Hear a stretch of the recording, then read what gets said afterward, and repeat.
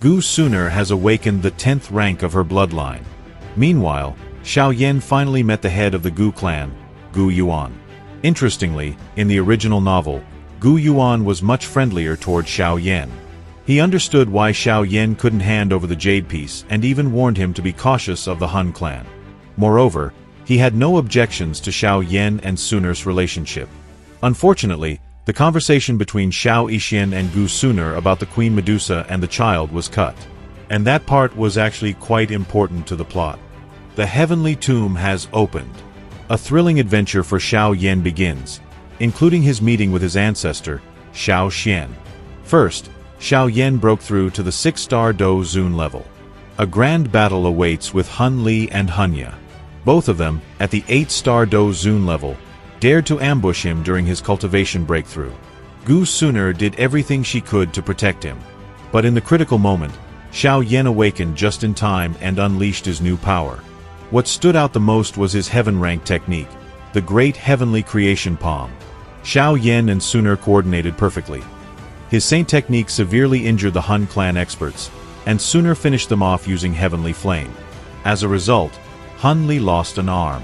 But even so, they managed to escape. The ancient Han clan is not to be underestimated. They sent some of the most talented young experts into the heavenly tomb. After that, Xiao Yan and Gu Suner entered the 2nd level of the tomb.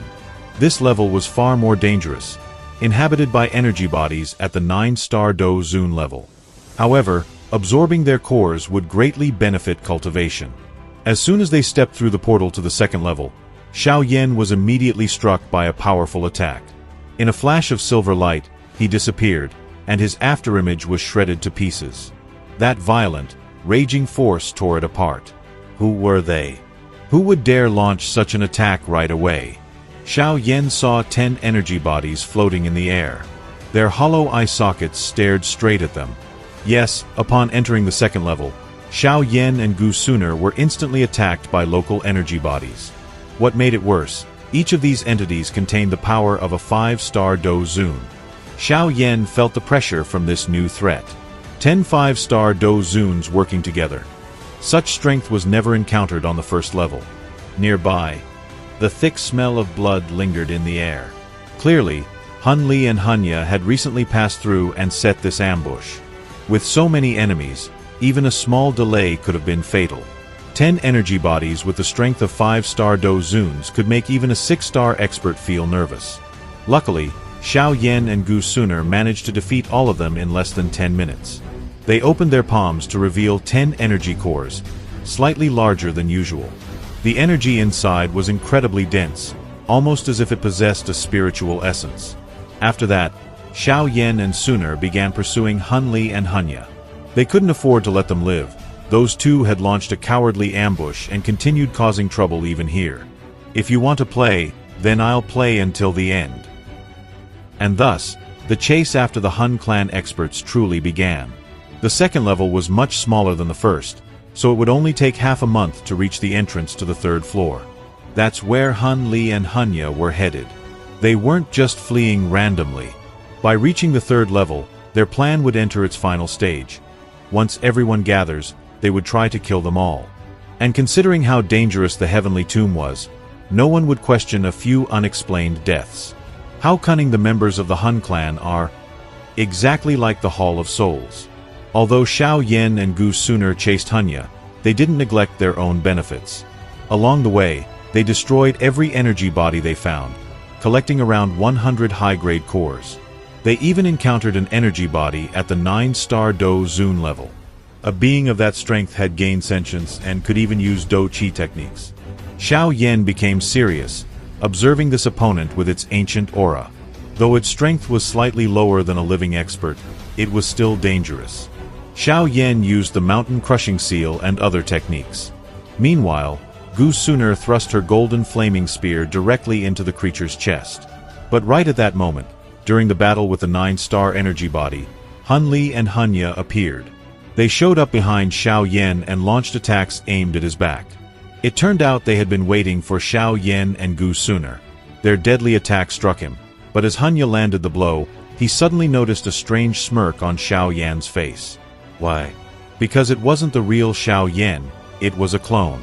In the end, Xiao Yan outsmarted the Hun clan. He and Sooner pretended not to notice the ambush.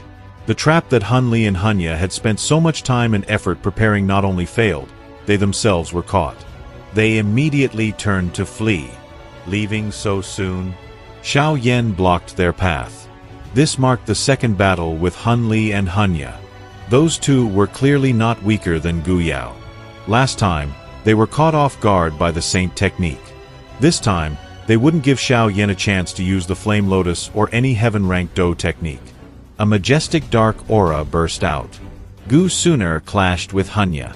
Xiao Yan turned his gaze to his one-armed opponent, Hun Li, who decided to use the Hun clan's mark. Hun Li's aura reached the peak of 8-star Do Zun, just short of breaking into the 9th. His power now far exceeded Xiao Yan's. This was the strength of the ancient clan's tattoo. Hun Li was sure Xiao Yan didn't have anything similar. No such tattoo. But in the face of this mighty opponent, Xiao Yan instantly activated the Flame Mantra's triple flame transformation, or as it's called in the original, the 3 mysterious manifestations of heavenly flame. As Xiao Yan's Do Qi surged to its peak, he suddenly felt something between his eyebrows. It vanished quickly, so Xiao Yan thought he imagined it. But a symbol had appeared on his forehead for a brief second, the Xiao clan's tattoo. How was that possible? The Xiao clan bloodline was supposed to be extinct. How could he still possess the clan's tattoo?